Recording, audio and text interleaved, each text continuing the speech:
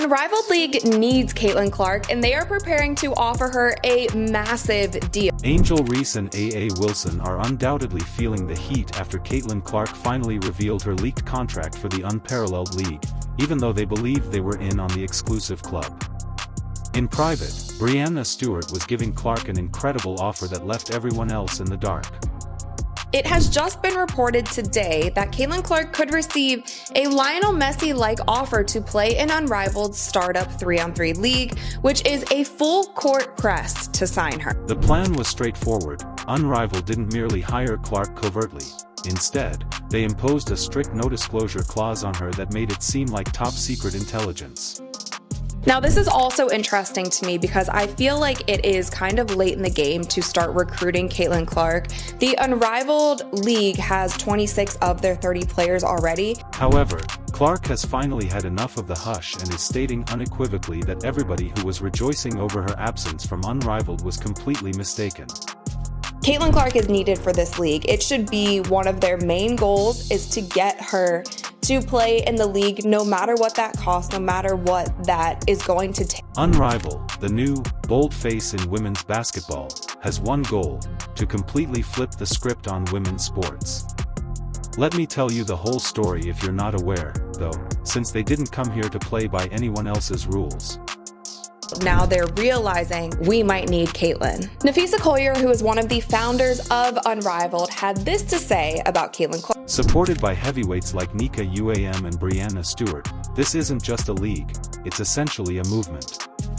Imagine 3 intense games. The goal of the primetime coverage is to give women's basketball the kind of Showtime attention it hasn't gotten in years. The best part is that they weren't searching for any athletes to create this splash. Instead, they had one dominant name in mind from the start: Caitlin Clark. Go ahead and look. Everywhere you turn, Indiana Fever's breaking. However, when Unrivaled launched, the plot took a turn for the worst, leaving fans baffled as to why Caitlin Clark, the biggest emerging star, was absent. Sports shows couldn't stop asking the question, and social media went crazy. The comment area, which is unmatched, was completely overflowing with people asking where Caitlin was. It's definitely upsetting. I don't think nobody in our league should be facing any sort of racism, hurtful, disrespectful, hateful comments and threats. It's brand new. It's going to be hard to get eyeballs on it. All of these, the WNBA is in their 28th season and it's still a new league. It's hard to get the kind of virality, viewership, all the things that you want right off the bat. And especially if you don't have a big name or a big draw. You don't see a rookie pull every day, It felt like a smack in the face for most supporters when she wasn't even on the starting lineup for the biggest new league around, with a crowd so large that arena attendance increased by 50%. It seemed as though Unrivaled didn't perceive Clark's worth, or worse, they didn't think they could make their big debut without her. The kind of physicality and double teams and face guards and all of those things that she was receiving on the court, but also all of the noise, all of the drama, all of the media circus surrounding her off the court, that just had to have been so much to handle. However, no Stewart and her exceptional staff were fully aware of their duties. One of the league's co-founders, Breanna Stewart, is no stranger to a well-timed reveal. She didn't keep Clark's involvement a secret by accident. Rather, their plan was to keep the fans guessing and then surprise them with the news when it mattered. They didn't want Clark's deal to overshadow everyone else on the roster too soon, so they were creating tension and setting the stage so that when Clark's news finally came, it would hit like a ton of bricks. She should be one of the top paid players in the world just for the sheer numbers that she's bringing. Caitlin Clark was offered a staggering $75 million to join Unrivaled, and the moment those leaked details made headlines, it was like an earthquake in the sports world. The deal was intended to make Clark the official face of Unrivaled, a player ambassador marketing machine, and she got it all: a sizable guaranteed salary, endorsement deals, exclusive TV rights, and even a front row seat in Unrivaled. Big plans to expand internationally. To drive revenue so we can give the players extra income, extra opportunities. I had to educate the players that boom, 75 million divided by 144, pay us. The whole point was to avoid stirring things up too soon, but once the numbers were out, they hit like a tidal wave for perspective. Stewart and her team knew this deal was so big that the second other players got a whiff of it, they would start talking about renegotiations or perhaps even feeling a little left out. A.A. Wilson, the current NBA MVP, earns about $230,000 annually. The type of contract that shouts, "new level," like no one's business is Clark's.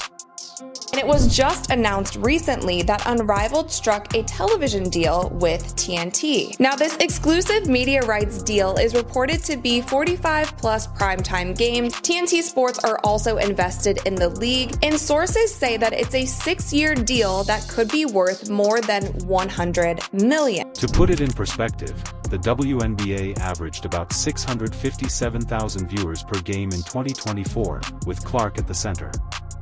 With an unmatched recent deal with TNT, it's evident they're serious about making women's basketball a primetime sensation.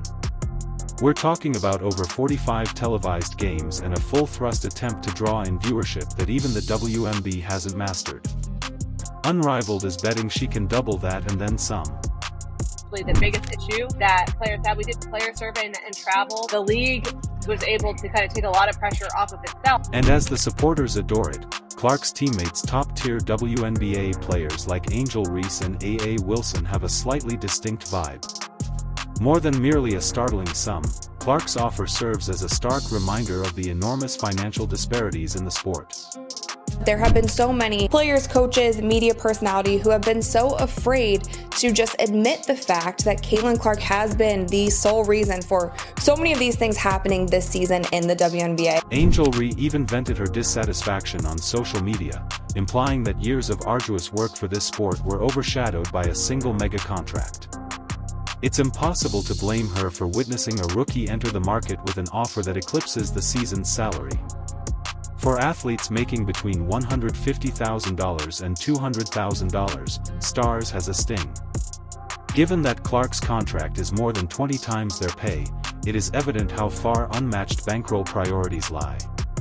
What's the headline? It says, "We're not asking to get paid what the men get paid. We're asking to get paid the same percentage of revenue share." And now is when the exciting part begins. Even though this deal has the potential to greatly improve women's sports, it also runs the risk of causing major tension. The WNBA has battled valiantly for increased compensation, respect, and airtime, and now they're seeing Clark enter unmatched with a golden ticket worth far more than they've ever seen. It's easy to understand how this could incite animosity among players who have spent years developing the sport to see a rookie like Clark suddenly in a league of her own, both financially and physically. Didn't want to rush into it because we wanted new owners, like new ownership groups. Anyone who knows sports here knows, like, it's a slog to be a sport. Caitlin Clark isn't just any player, though. She's become a full-blown sensation and a veritable marketing gold mine. Her first season in the WNBA demonstrated why, as the league has historically struggled with lower attendance than its male counterparts. Raised overall viewership, like Nafisa said, they're changing venues just to accommodate all the fans who want to come watch Caitlin Clark play. Thanks to the Clark effect, arena attendance increased by 50%. Fans flocked to see her magic on the court, and when she performed, she attracted over 1 million viewers per game, unprecedented in the WNBA. Clark didn't simply enter the league, she ignited it from the first day. Her highlights became popular videos on the internet, and her presence captivated viewers long after the buzzer sounded. A lot of this noise came by people that were sitting on this network. They tried to minimize her, said, "Well, you giving her all this credit." Now let's briefly discuss merchandise.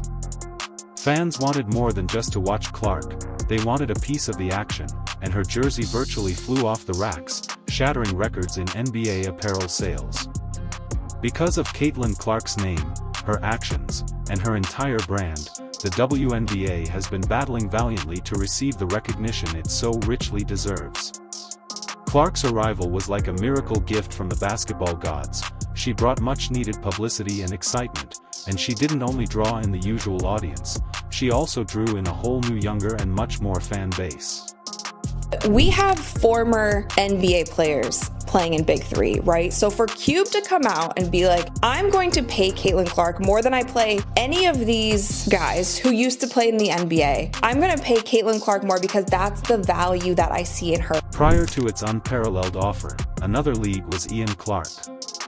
To put this into perspective, the top players in the Big Three league, who are mostly former NBA legends, make between $100,000 and $500,000 a season, but Ice Cube was willing to pay 6 times that amount for Clark to join his league.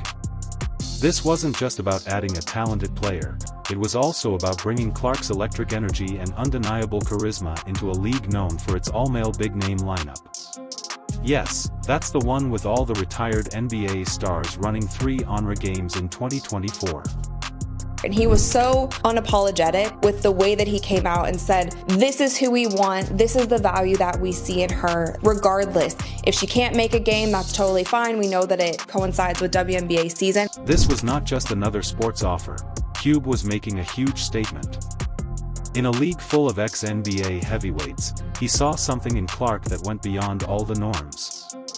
He was willing to upend the traditions of the Big Three to make room for her, even if it meant putting his former superstars' egos aside. He wanted Clark's appeal across sports because her game was more than just women's basketball. It was a magnet that could draw in fans from all over the sports world. We have Lisa Leslie, Nancy Lieberman, like there are legends among us in the Big Three, and there are high-level former professional athletes on our courts, and he was okay putting it out there because he knew how much it could help the Big Three. We've Leslie Lisa, but here's where Clark's decision gets even more intriguing.